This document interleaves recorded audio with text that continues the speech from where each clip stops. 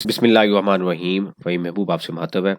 आज का जो हमारा टॉपिक है इसके अंदर जो इनएडविजिबल और एडविजिबल एक्सपेंसेस हैं उसके अंदर एक पोर्शन होता है डेप्रिसिएशन का या डिस्पोजल ऑफ फिक्स एसेट्स का। उसको हम स्टडी करेंगे एक एग्जांपल के थ्रू। उससे पहले ये जो एक लेक्चर था एनुअल इनकम टैक्स रिटर्न, उसके अंदर हमने ये सारी डिटेल में चीज़ें स्टडी की और उसमें हमने देखा कि जो टैक्सेबल इनकम निकालने के लिए कुछ सर्टेन चीज़ें हैं जो कि इनडिविजिबल में आती हैं वो हम माइनस करते हैं। तो ये 5-6 तरह की डिफरेंट चीज़ें थी जो मैंने यहाँ पे मेंशन की हैं, जैसे अकाउंटिंग डेप्रिसिएशन है, उसके बाद मोटराइजेशन है, accounting loss on sale of asset है जो कि डिस्पोजल वाला पोर्शन है। तो दो, उसके बाद प्रोविजन फॉर ग्रेजुटी थी, उसके बाद बैड डेट्स की प्रोविजन थी। तो ये जो दो चीज़ें हैं ये डिटेल में अभी हम स्टडी करने लगे और इसको हम देखेंगे ये किस तरीके से हमने क्यों इसको ऐड बैक करना है और क्यों माइनस करना है। तो यहाँ पे आप देखें तो जो टैक्सेबल जो इनकम निकलती है, अकाउंटिंग प्रॉफिट होता है, उसमें से जो अकाउंटिंग डेप्रिसिएशन है, डेप्रिसिएशन में होता क्या है, पहले हम थोड़ा सा उसको स्टडी कर लेते हैं कि हमारे पास ये अकाउंट्स चल रहे हैं, ये एक साइड पे टैक्स चल रहा होता है। तो फॉर एग्जांपल कोई एक एसेट है, ठीक है, एसेट 1 है जो हमने परचेज किया 1,00,000 रुपए का, ठीक है, और काउंटिंग पॉलिसी ये कहती है कि जी 10% रिड्यूसिंग बैलेंस पे इसको आपने डेप्रिशिएट करना है, मतलब हर साल 10% के हिसाब से इसको आपने डेप्रिशिएट करना है। तो साल के एंड पे इसकी जो वैल्यू है, बल्कि इसको हम 20% करते हैं कि इसको 20% के हिसाब से डेप्रिशिएट करना है। तो साल के एंड पे जो इसकी वैल्यू आएगी, नेट बुक वैल्यू या रिटर्न डाउन वैल्यू, वो कितनी आ जाएगी, 80,000। अब टैक्स वाले ये कहते हैं कि जी ठीक है यही एसेट है, ठीक है, और इसकी जो डेप्रिसिएशन रेट है ना वो टैक्स के मुताबिक कितना है, 10%। तो साल के एंड पे टैक्स के मुताबिक डेप्रिसिएशन जो नेट बुक वैल्यू है वो कितनी बनेगी, 90,000। तो इन दोनों के दरमियान एक डिफरेंस क्रिएट होता है जिसको डिडक्टिबल या टेम्परेरी डिफरेंस भी कहते हैं, जो कि डेफर टैक्स के लेक्चर में हम इसको बड़ी डिटेल में स्टडी करेंगे कि क्यों है, ठीक है। अब ये चूंकि डिफरेंस क्यों निकलता है कि काउंटिंग के मुताबिक डिफरेंट रेट है, टैक्स के मुताबिक डिफरेंट है, ठीक है। अब जब ये डिस्पोजल होगा तो पॉसिबल है कि इसके मुताबिक लॉस आ जाए, इसके मुताबिक गेन आ जाए, या इसके मुताबिक गेन आ जाए, इसके मुताबिक लॉस आ जाए। तो ये हमें नहीं पता, वो कब पता चलेगा जाके जब हमें अपनी जो एसेट को डिस्पोज ऑफ करेंगे। अब इसके ऊपर क्वेश्चन क्यों आता है, ठीक है, क्वेश्चन इस वजह से आता है कि फॉर एग्जांपल हम इसी एग्जांपल को अगर हम कंसीडर करें तो चूंकि जो डेप्रिसिएशन है ये प्रॉफिट से माइनस होती है, एक तरह का नॉन कैश एक्सपेंस है। तो यहाँ पे कंपनी की सेल है, उसके बाद जनाब कॉस्ट ऑफ सेल है, ठीक है, और फिर आता है जीपी, और फिर आते हैं एक्सपेंसेस, ठीक है। एक्सपेंसेस में एक पोर्शन किसका है, डेप्रिसिएशन का। तो हम अकाउंटिंग में माइनस कर रहे हैं 20,000, ठीक है, तो और टैक्स में कितनी माइनस कर रहे हैं, 10,000।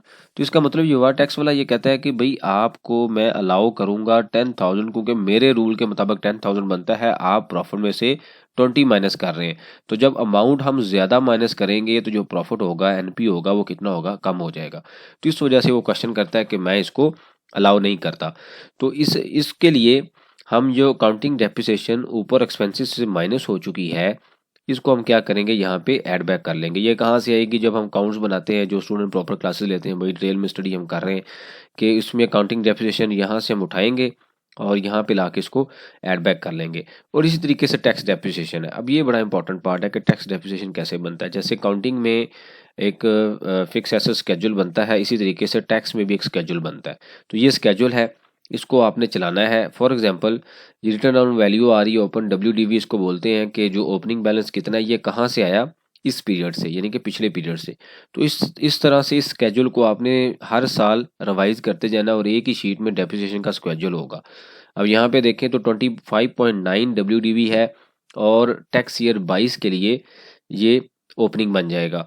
उसके बाद आता है डिस्पोजल या कुछ एडिशंस हैं, ठीक है। डिस्पोजल कैसे कैलकुलेट होना है अभी देख लेते हैं उसको। फिर आता है टोटल, फिर कुछ इनिशियल अलाउंस है एज पर जो रूल में अवेलेबल है, अगर वो है तो हम माइनस करेंगे, डेप्रिशिएबल अमाउंट आएगी, फिर डेप्रिसिएशन रेट आएगा और ये टोटल है, और फिर ये डब्ल्यूडीवी आ जाएगा।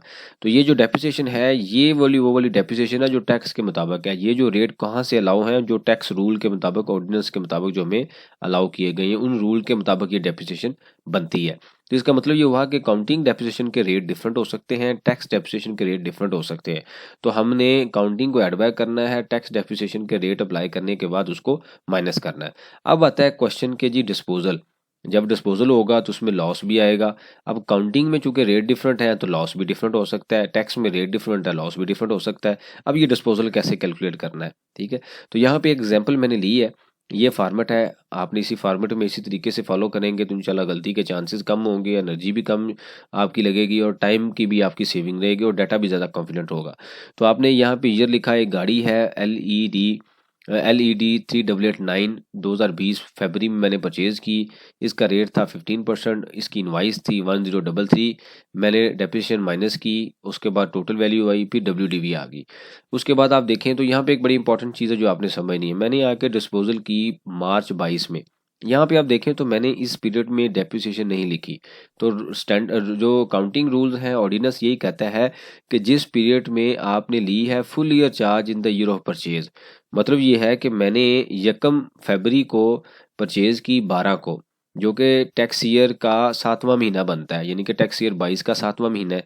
तो ये 20 है, इसको अब 20 है, ये 12 नहीं है, 20 है, टैक्स ईयर का 7वां महीना बनता है। तो मैंने 7वें महीने में परचेज़ की आके, यानी कि जुलाई से फरवरी तक काउंट करें तो तकरीबन 8वां महीना 7वां बनता है।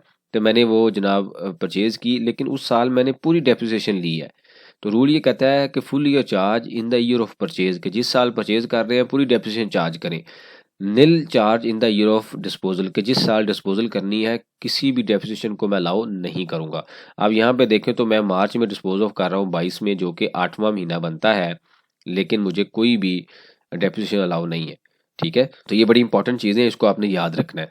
तो जनाब ये रेट के मुताबिक मेरी जो WDV बन गई वो बन गई 7,46,000। उसके बाद मुझे सेल प्रोसीड में 5,50,000 मिला।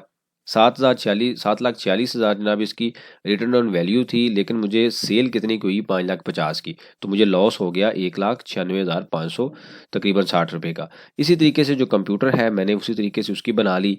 तो जितने भी एसेट होंगे इस फॉर्मेट के मुताबिक आपने एक्विजिशन डेट और डिस्पोजल के हिसाब से अप्लाई करते जाना है। तो मेरा टोटल जो एसेट का लॉस निकलेगा वो 197,770 है। अब मैं आऊँगा दोबारा कंप्यूटेशन पे।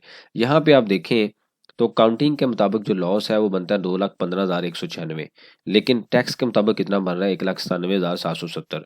मतलब ये हुआ कि मेरा काउंटिंग के मुताबिक लॉस ज़्यादा है, टैक्स के मुताबिक कम है। तो इसका मतलब मैं काउंटिंग लॉस को ऐड बैक करूँगा, टैक्स लॉस को माइनस कर दूंगा।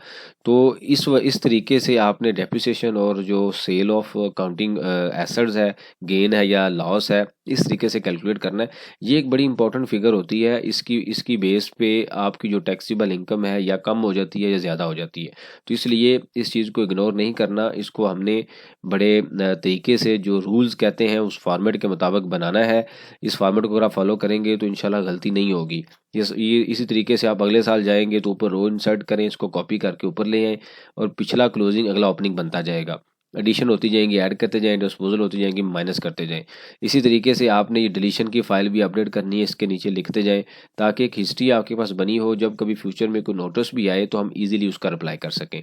तो ये एक पोर्शन हमने क्लियर किया है कंप्यूटेशन के अंदर कि इन डिविजिबल में काउंटिंग डेप्रिसिएशन को क्यों एड बैक किया जाता है और काउंटिंग लॉस या गेन को क्यों एडजस्ट किया जाता है अकॉर्डिंग टू जो ऑर्डिनेंस रेट है, ठीक है। ये कॉन्सेप्ट है, इसके मुताबिक हमने रिटर्न कंपनी की बनानी है या AOP की बनानी है या बिजनेस इंडिविजुअल की बनानी है, क्योंकि दोनों में डिफरेंस है।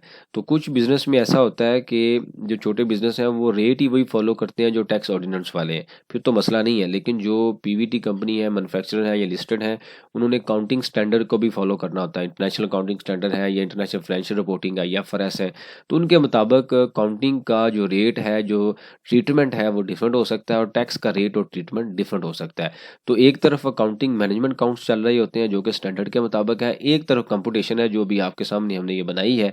तो इसमें प्लस माइनस करने के बाद हम टैक्सीबल इनकम अप्लाई करेंगे। तो यहाँ पे आप देखें तो जब सब कुछ हम कर लेंगे तो हमारे पास ये इनकम आ जाएगी या लॉस आ जाएगा टैक्सीबल, उसके ऊपर हम रेट अप्लाई करेंगे जो कि 29%, 17% या मिनिमम तीनों में से जो हाई होगा वो हम पे करेंगे। इससे रिलेटेड कोई क्वेश्चन वो मेंशन कीजिए, उसके ऊपर हम डिस्कशन करेंगे ताकि जो लर्निंग का प्रोसेस है ये कंटिन्यू रहे।